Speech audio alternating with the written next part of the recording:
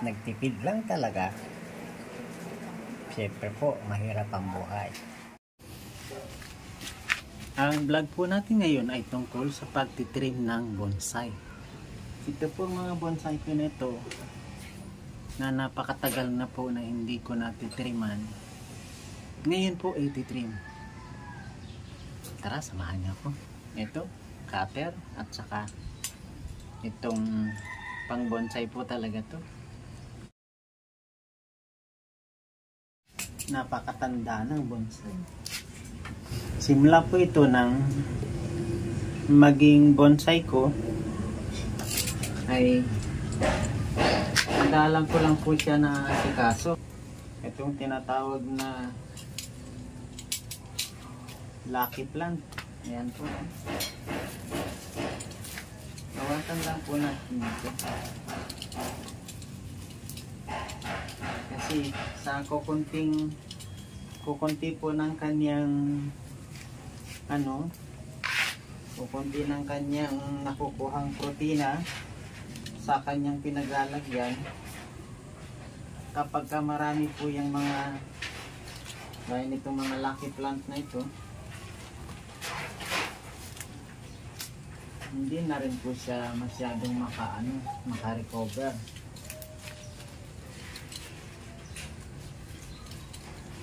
Babawasan ko lang po ang mga puno na ito para hindi naman po napakarami.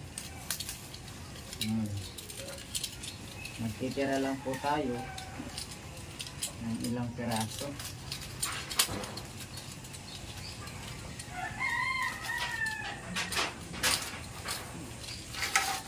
Maganda din po kasi kapag mayroong halaman yung kasamang halaman yung bonsai natin.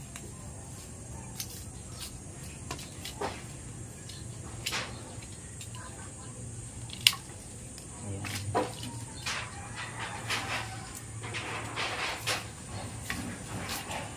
Yan naman po ay pwede pang ilipat. Marami pong ugat na lumalampas gaya nito. Dito po ako sa bandang kaliwa. Ayan. Ito po ay hindi ko masyadong napag-uukulan ng pansin. Pero ang kainaman po sa bonsai, kahit nakakalimutan mo, ay nandyan lang po siya, yung bonsai.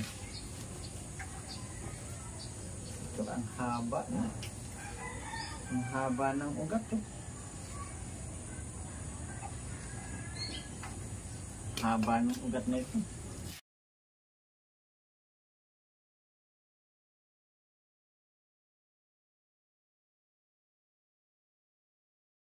Ngayon po ay nakapaggayak na ako ng foam. Ito po. Kumuha ako ng foam para ito ay maibalot. Ito, meron din tayo ditong wire. Ayan po. Na pwede nating magamit dito. Ayan. Kung sobra pong haba nito ay marami pang paggagamitan. Ito pong foam, kaya po foam ang gagamitin natin. Ito po ay napakalakas mag-observe ng tubig ng pangangailangan ng ating bonsai. Yun naman pong part na to ay hindi naman po naputol. Kaya ang pagkakilala ko po dito sa mga bonsai na ito, sila po ay mga magagaling mag-survive. Kaya po nito, ito yun naman, putulin na lang dito. Ayan, para mawala po itong sanga na to. Gaya nito, nawawala po yung mga dugtungan ng na yan. Kaya nahuhubog po natin sila. Ayan, meron na po ditong string. Tapos ito po ay lalagyan na lang natin ng tali. Tara, samahan nyo ako sa mas malapit. Ayan po. Samahan niyo ako sa mas malaki. Kaya po pasahod na ganun para mas madali kong mag-observe ng tubig. Dito muna sa bandang leeg natin talian. Para magalaw man po ito ay hindi agad ito matatanggal. Ayan. Yung isa po ay papaganito na. Ayan, paganito. Diretso na dito. Iyakap lang dito ng konti yung ating wire. At pwede na po itong ilak. Lalak na po natin.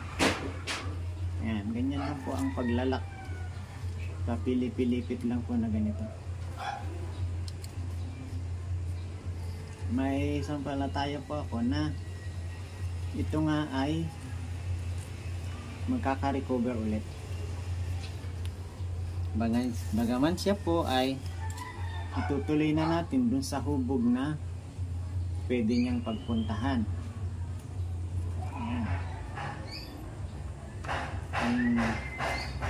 Siya po ay mahuhubog at mapupunta siya dito sa ganitong ayos. Ganda po ito. Ayan, ganito po kababa. Ayan po tinalian ko na lang po ng wire. Electrical wire po yan. Yung itinali ko na yan. Ito po ay iniliban ko na dito para naman siya rin ay dito naman sumanga, magkaparehas sila nito. Ayan, ito pong maliliit na ito, nasa hubog na lang po ito ng ayan, dito tayo mag-usap sa wire na ito, sa ano, hindi ito wire, itong sa ugat na ito na napakahaba. Yan, gagawin po natin itong design nyo dito sa isang banda po na ito. At ito po ay alam nyo naman ang balete, dahil ang balete po ay kapag ka nakayakap siya po mismo ay dumidikit po siya mismo dun sa pinagkayakapan niya. Ganito po gagawin ko. Ito, babalatan ko po yung lugar na yon at babalatan ko rin po ito. Ito po ayan, ayan po ayan, tingnan nyo po. Ayan po binalatan ko rin ito. Ayan po ayan, dahil sa pagkakilala ko po sa balete ay mas madali po siya na magsanib. Nagsasanib po ang ano niyan. Kaya ito po ay isinama ko na dito. Ayan, ipapaikot po natin yan dyan para ang ugat na yan ay dumikit dyan. Ayan, babalatan din po natin dyan. Ayan.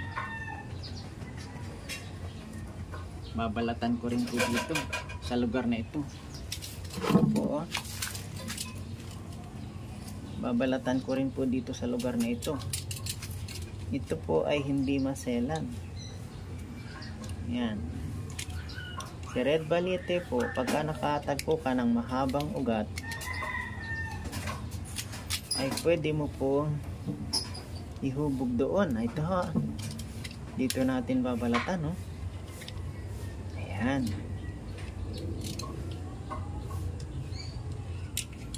Yan po tatapat natin dito. Yan po hindi pala nakikita ginagawa ko. Ayan po, tatapat natin dito. Nabalatan na po itong dalawa, saka dito naman Ayan. Papunta na po yan dyan. Ayan po.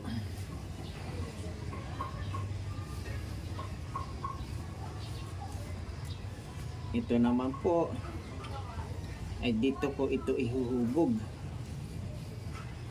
Dito po ihuhubog yung ugat na isa. Dito po magkakat po tayo ng ugat dito. Ito pong ugat na ito ikakat ko. Itong isa na ito na maliit. Ayan, ayan. At babalatan po ito. Yan, yan pong ugat na yan. At dito po ito isasabit. Ayan, dito natin yan papayakapin. Yan po.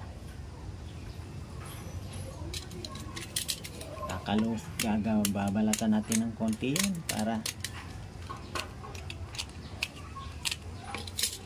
ayan. Pag may balat na po yan, nabalatan na, ay may chance na po tayo na magsama yung dalawa na yan. Itatali na po ulit natin ito. Tali natin yan.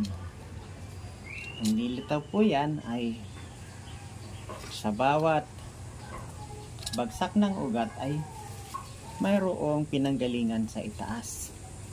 Yan po. Tali na po natin yan. Alagaan na lang po natin ito sa pagdidilig.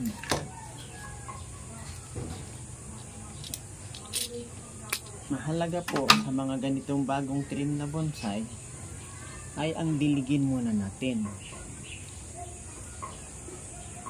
Dilig po tayo ng dilig.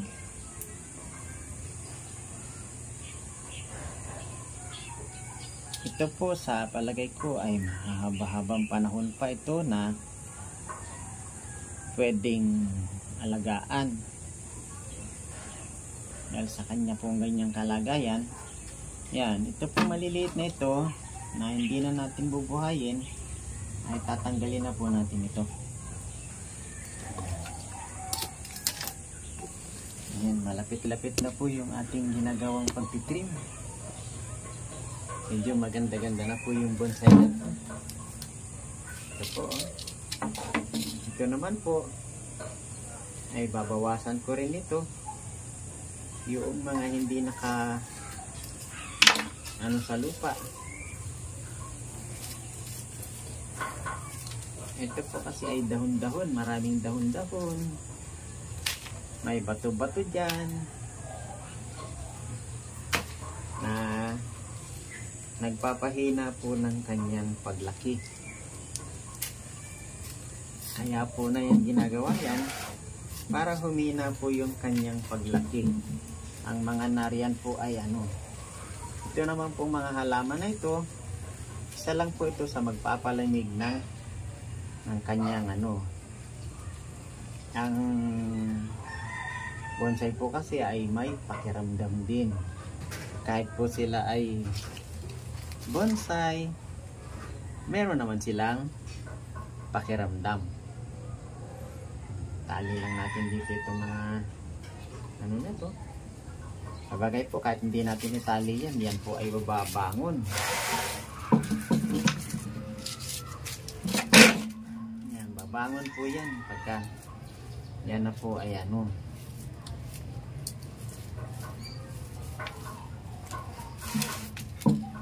ito pong mga ito po yan.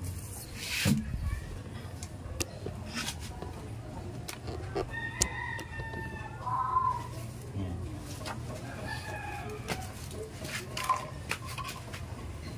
Medyo patapos na po tayo dito.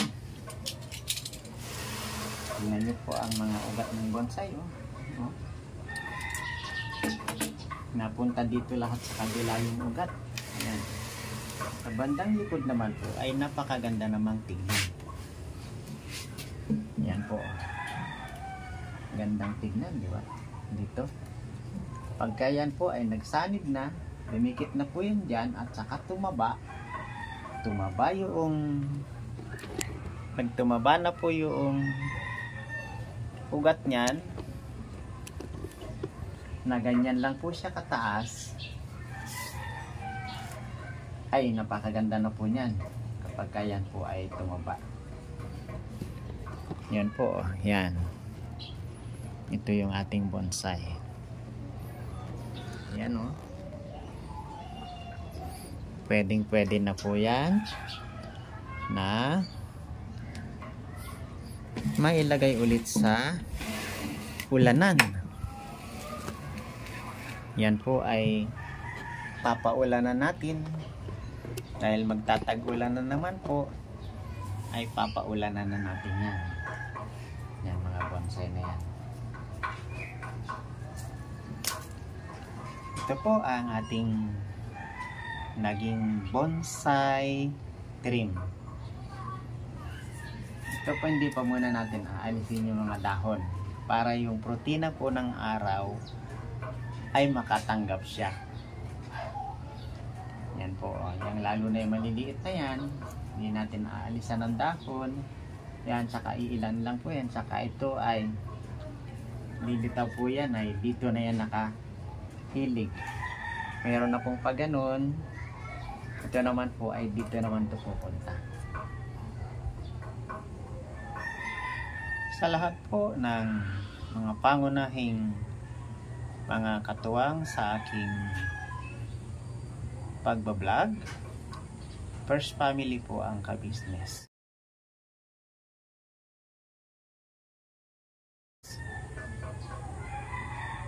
Ang second po ay ang Kagwang Wakiwak, ang Wakiwak TV. Sila po Friends Mix Vlog. Sila po ang napakatyaga na magturo, na talagang ituturo sa iyo dahil ang alam niya, lahat naman ng tao ay kailangan magturo ng kanyang kaalaman. Wala naman tayong kaalaman na sarili nating pundar. Binigay po lahat ng Diyos ang ating mga kaalaman. Kaya ito po, kung gusto niyo matuto mag-bonsai, yun, yung aking mga tinuro na tips sa inyo na yun, mayroon na po kayong mapupulutan.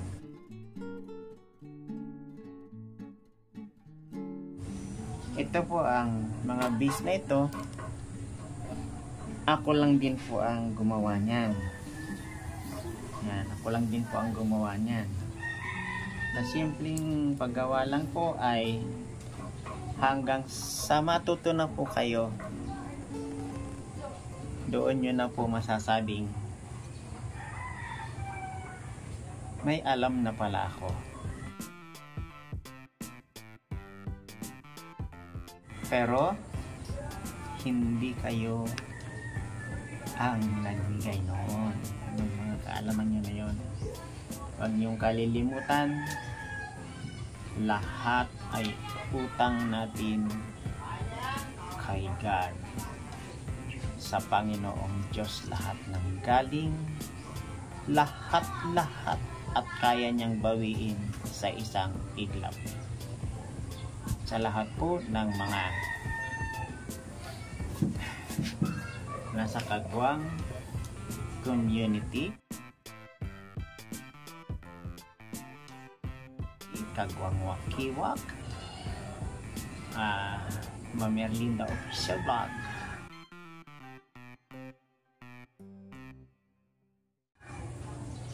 yun,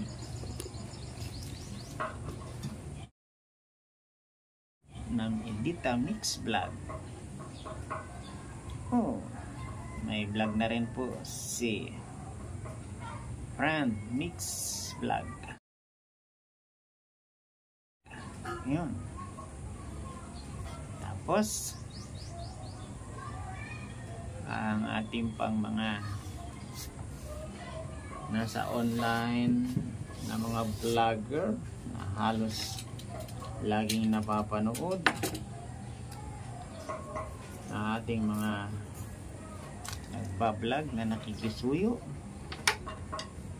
Nakikisuyo po sila na ma-shout out. Si Atin Official Vlog. Ayan, kasama po yan. Scarlett Arellano Vlog. Ayan. Scarlett Arellano Mix Vlog. Ayan po. Ayan po sila. Saka mayroon pa po ngayon si